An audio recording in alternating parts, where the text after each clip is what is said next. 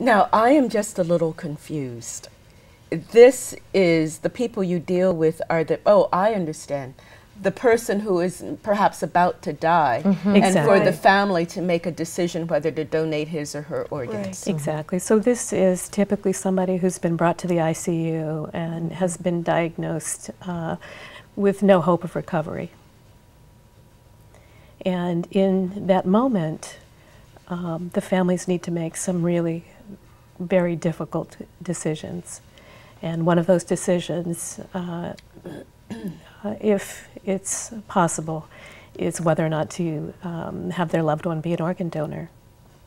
No, I think that is a time, and I can understand why it would be such a critical time for families. It's first just accepting the idea that their family member is terminal, that there's no hope for survival. Exactly. And one would say, well, how do you know? I mean, because one is always holding out hope and always holding out the possibility. So under what conditions would a decision like that be made in terms of the patient?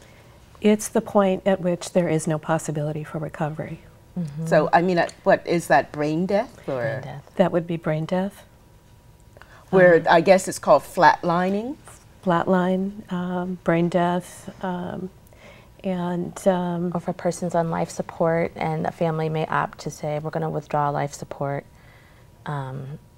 that's another Now, I would scenario. assume there still have to be optimal conditions. Correct. For example, the person couldn't have been on dialysis, where there are organs that are failing. Not necessarily, Yeah, because Each case is unique, and we look at each one as an individual. I mean, the person would have to still have healthy organs, even though they're in the state of dying. right, yes. Exactly. right. But don't forget, too, people can be tissue donors, and they can donate corneas as well. Except So- if they have cancer. We do. They do screen for malignancies and certain drugs that may not be appropriate in the body and things like that. That may rule someone out as an appropriate donor. And sometimes, I know every now and then there are mistakes that are made, where an eye or cornea might be transplanted, and it was found that the person had some terminal, disease in their eye that It's spread to rare. the It's person very who rare. received the organ. Very it's rare. hugely rare that Yeah. that happens. So under what circumstances should a person not consider being an organ donor? We tell everyone, don't rule yourself out. Yeah. And a lot of people think, oh, you don't want my organs because I have this, or my Well, maybe age, or I'm a have that, smoker. or I'm a smoker. And we just tell people, don't rule yourself out, because we have a very advanced medical team that's going to evaluate, and you never know. Except it may if not be you your have lungs. AIDS. It may, No, that's the person's ruled out. There are some research protocols going on around the country where they're considering doing organ donation from HIV positive people into HIV positive recipients. Those are under research protocols. That's different than standard of care. but even sometimes people say, I have Hep C or I have Hep B, and we say, Right. we have potential recipients who also, and who, you know, Those would aren't welcome that. exclusions. It's not an issue. Yeah. Something like shingles. I mean, if there's nerve damage. We look at each case as an individual. So let's go back to the family making that decision. I guess a medical staff member approaches the family to say, under what circumstances? It's really a collaborative approach with the hospital and CTDN if it's appropriate. But we want to make sure the family has an understanding that this patient is brain dead. Because if the family is not accepting, then it's not appropriate for us to talk about organ donation. So we want to make sure that a family clearly understands what the situation is and what their options are. And in many cases, a family member has made their wishes known and they've registered as a donor, and that's very helpful because the family then knows what the intent of their loved one is. But they still make the final decision. No, actually, that's a misunderstanding. Right. Go ahead. And that's a really good question, because if someone has signed up as a donor, either through the registry or their driver's license, it really is an irrevocable decision, and that decision is honored. Well, it's irrevocable.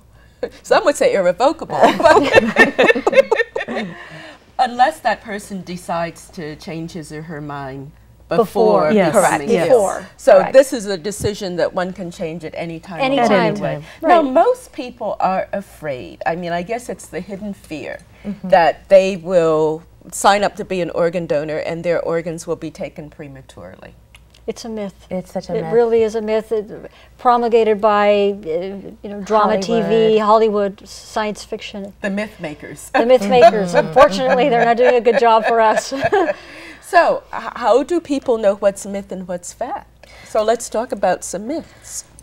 Well, just to answer your question, on behalf of California Transplant Donor Network, that's why we really try to insert ourselves into as many events and outings and conversations with health professionals and everyone we can to educate the public about organ, eye, and tissue donation and to address these specific myths that are rampant and just to give them education as much as we can so that they will make a personal decision.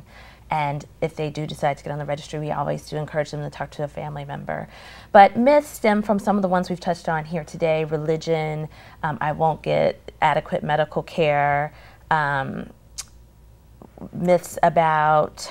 I think the biggest one that I hear is about disfigurement. Oh, yeah, that is. in terms of Yeah. a funeral I process. can't have an open I won't be able to have casket a funeral because there's going to be disfigurement everywhere. Mm-hmm. And that's one of the things that... It depends on what they take, right? You could even be a skin donor and have an open casket funeral. What about your eyes? It's just your cornea. Well, yeah, I'm it's sure just- they can always put artificial eyes. If they were to take the globe, they do replace with artificial eyes, if that was to Yeah. happen. Which People is don't pretty rare. donate their teeth, though, do they? Not yet. Well, I'm just thinking That's out of my about the, scope. I'm thinking about the face because everything else is covered up or can be disguised.